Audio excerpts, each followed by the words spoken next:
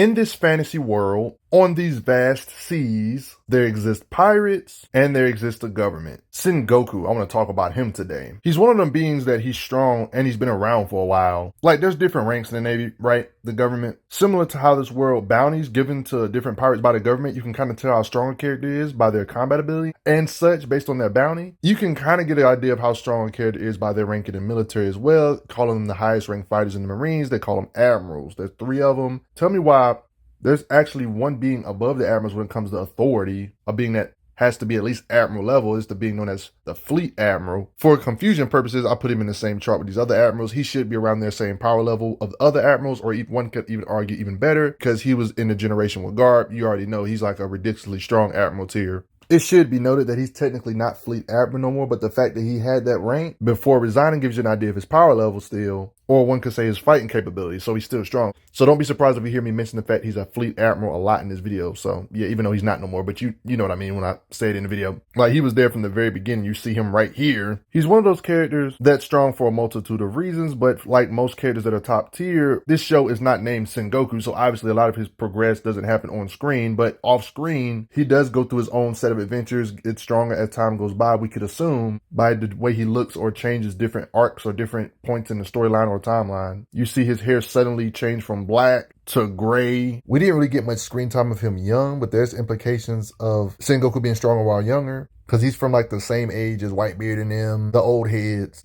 He still ain't no pushover though. But you ever wonder how strong he is? Let's get it. There's these special fruits in the One Piece world where if you eat them, you get special superpowers. Sengoku ate one of these fruits, so that's why you see him have a base form like this. But then he has a transformation. This is like his Buddha form. They call him Sengoku the Buddha because he ate a mythical zone type devil fruit, allowed him to turn into a mythical creature basically, or a mythical being or deity. Due to his rank being a fleet admiral, just like all top tiers, he knows the special technique known as haki. You know he has it because it's literally stated all Marines of Vice Admiral class and above are able to use this ability. Haki, basically super senses, which is observation haki, allows you to feel the presence of others, along with coat your fists with your spirit energy. Like in this occasion, this is not Sengoku, but he can do this. He can harden his fists or just other limbs of his body in general, coating it in haki, outwardly manifesting his will to make his attacks or strikes harder. There's like different levels or different stages or better versions of haki on this level. Sengoku's a top tier, so there's a great possibility. It's almost 100% confirmed at this point he can use the higher tier version of haki. Like one could say Conqueror's haki coating he should be able to do too, to where you can hit people without even touching them, or Ryu haki, stuff like that.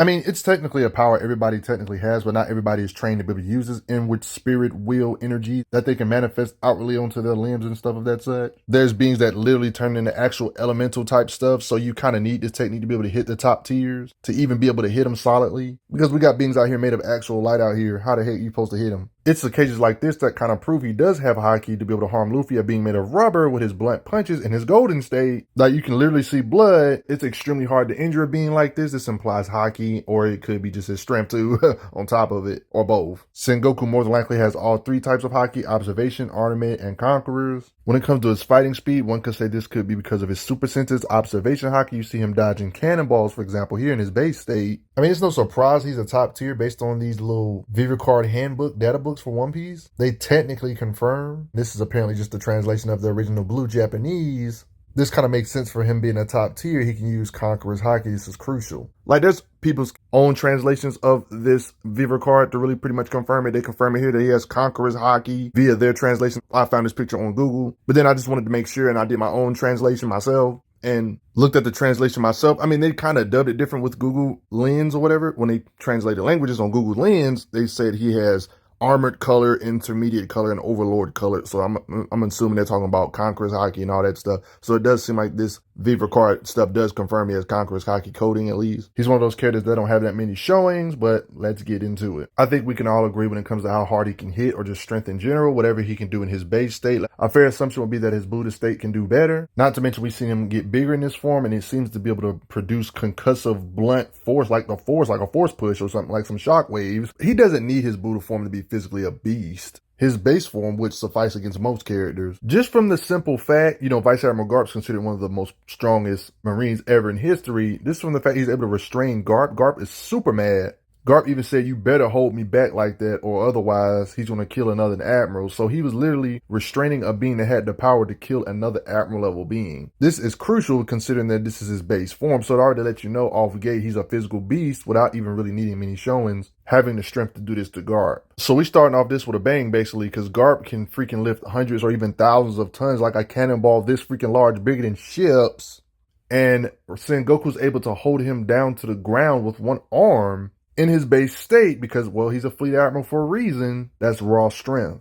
So, yeah, we don't have a lot to go off of, but it's a fair assumption to assume just like Garp can lift thousands of tons, a couple thousands of tons. His base state, without even going into Buddah mode, can lift thousands of tons if he had to. I mean, he was able to restrain a being that can lift over thousands of tons, and he did this with one arm restraining the guy, so it makes sense. I mean, you already know about how high rank he is. He's above in the admiral ranks. These beings right here are not even admiral rank. They're huge. So off gate, we know they can lift a lot just from their size.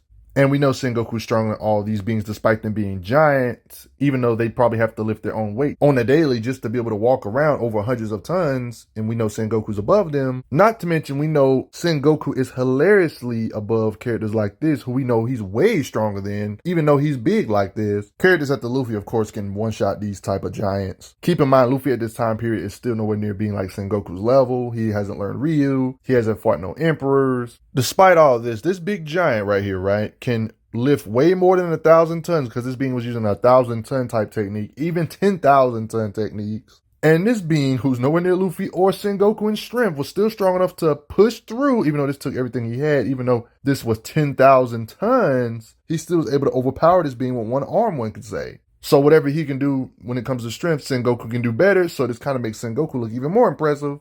One could say he can easily lift 10,000 tons. If this giant that's nowhere near his level can, one could say two arms can lift 20,000. You know, it just gets ridiculous. Yeah, Sengoku's just strong. And all that's not even counting his other form, where his form actually gets way bigger than normal humans too. So just from default, he has to be big and strong just from his size. You can get another angle of how big he is here, his size. In his giant Buddha state, you see him punch, and you can see him literally mess up the platform, so you know he has super strength and he can punch real hard, especially in his big form like this. You expect somebody like him to be able to hit really hard, to tremble or knock over buildings, right? That's light work for One Piece characters. Even the character he's punching in that particular scan, Luffy, can do stuff like that. Luffy, the main character, at that point in time when Sengoku punched the main character, he had the strength to punch up and level city blocks and lift up cities off the ground with just punches. This gives you an idea of what the lower tiers can do. Of course, Sengoku can do stuff like this, obviously. In his base form, it would literally be stupid if he couldn't do this. When it comes to his blast power, or one could say his striking power, he makes these shockwaves, looks like he's using the force or whatever, or an almighty push. Did all this to the ground beneath, blasting multiple characters back. Here's another angle of all the crap he blasted apart. So yeah, he's purposely not trying to level the entire island. He definitely could if he wanted to. Bruh could totally delete the whole block if he wanted to. Stuff like this is cool, but this doesn't really give you a real perspective on how potent his blaster and stuff are. Or simply put, how hard he can punch or produce shockwaves. This doesn't really do it justice either. When you get far enough in the series, pretty much all the top tiers have to use Haki in order to be top tier. These characters right here, for example, it kind of helps them punch harder and stuff like that. You see the black BS around his arm. A great way to get an understanding of how hard Sengoku can hit and how strong he is in general is when beings like this talk about Sengoku. He's talking to Luffy in this particular occasion, talking about, you can't defeat the admirals. You know, Sengoku used to be an admiral. Luffy during this time period was still decently strong, like this big old mountain man, for example, known as Pika. Luffy blowing up his hands can still damage mountain-sized heads or damage a being that's literally mountain-sized. Same with this being known as Dan Shinjo. He himself can also split mountains or big ice things or ice continents, land masses.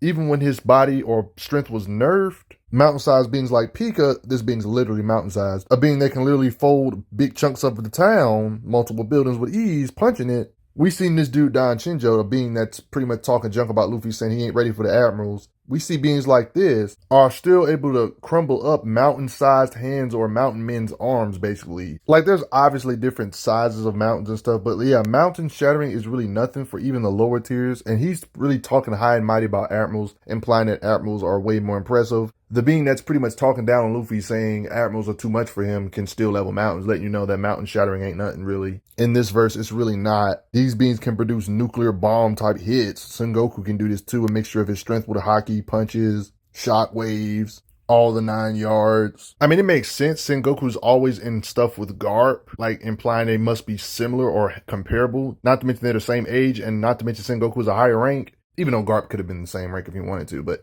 you know, narration like this implied their battle destroyed half of Marineford. It lets you know that this power they're producing is actually causing physical damage to the environment. It will further concrete on the fact that, yeah, this guy can just hit with crazy amounts of force that trembles mountains and makes mountains go into dust basically like nothing. This is still light work stuff. I mean, he's always helping out Garp, and you know what Garp can do. You know, like punch and blast away an entire island or multiple towns with his blast or haki, Conqueror's haki coding, making a long-range attack to blast a wide radius. Or literally pull up on literal island men and hurt island-sized men. What do you think would happen if Sengoku got a hold of an island? That island is sinking, buddy. Splitting that mug right down the middle. Also, this being Blackbeard is pretty powerful too. You see him hurting him and his crew all at the same time. This is the same Blackbeard that can produce Blast. When he was trying to capture Ace, of course, you know, Blast that was almost the size of an entire island he can produce. And this is the being that Sengoku's blasting right here. Blackbeard just can't bulldozer over Sengoku, even though they're outnumbered. The higher rank you are, more than likely the better fighter you are. Like Admirals, for example, I already said this. Tell me why there's beings, you see Sengoku right here, you see him, right? So there's beings way down here in the lower ranks, right? You can kind of get an idea of how strong he is.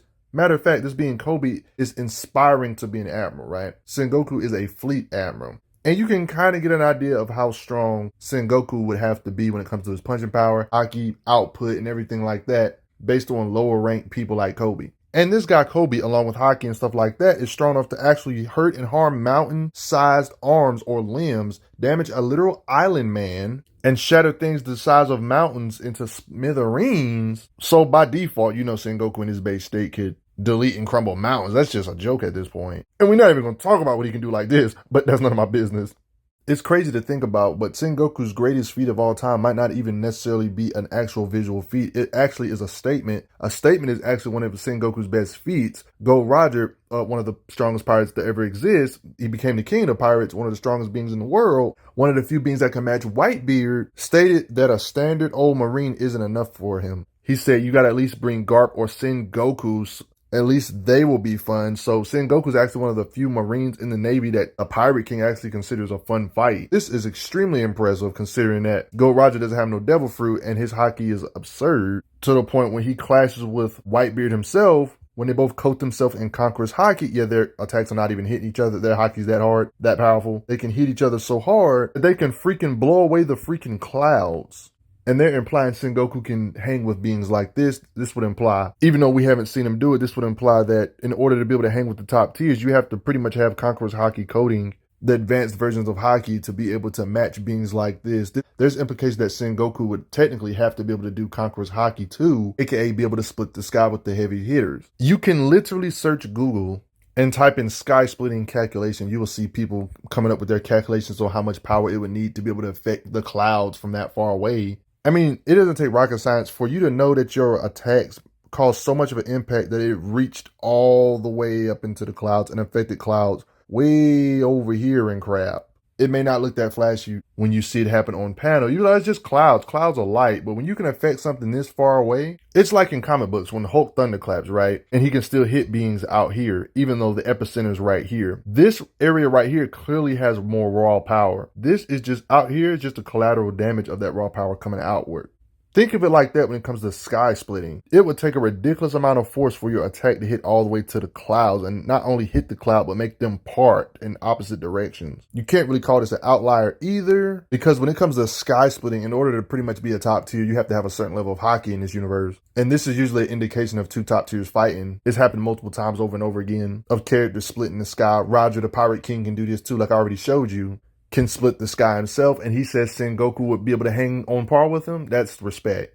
So if we take those calculations seriously that people do online of the power needed to split the sky being all the way on the ground, that would not only mean that Sengoku can just level a country, but actually level multiple continents, at least tremble them, right? That's what apparently calculations come up with the power needed to split the sky. This is what they imply you can do if you can split the sky from that far away, splitting all those clouds. That's kind of crazy because apparently if you can level multiple continents on the planet, you can do catastrophic damage to big structures or planetoids like the moon itself. So if them calculations are correct, that would mean he would be able to split the moon in half. Or if you don't want to believe this, he can at least level multiple islands or cities with ease. He can at least do the city part. We know that. That's guaranteed. I mean, he is a top tier in One Piece. What do you guys think? Do you think Sengoku can actually level multiple countries or even multiple continents? Or even split the moon? I mean, there is characters in One Piece that can make their fists the size of islands and punch through them. I mean, there's beings out here that be on the moon, right? And they can create big explosions to the point where people on the ground can see the explosions on the moon. I mean, you got creatures like this, like Ors, that is stated to be like, or they got the nickname of the continent puller, apparently. There's characters that can apparently pull continents. Do we even really need to get on how big the One Piece world's continents are? You know what? That's not. Because the One Piece world literally has continents that go all the way around the world. And this sky splitting stuff is implying they can level multiple continents. You know what? It's crazy that Oda gave one of the most overpowered looking or epic fruits, rare fruits, to a character that hardly gets screen time. Hopefully he gets screen time later though. You have no choice but to respect them. But before I get going, everybody, I gotta say, thanks for the donations, everybody. Helps out a lot. Respect Sengoku though. I'm glad you are enjoying your time on the channel. Make sure you check out the playlist on the channel to see other How Strong videos. If you like what this channel is offering, make sure you hit that subscribe button, and I will see you guys later.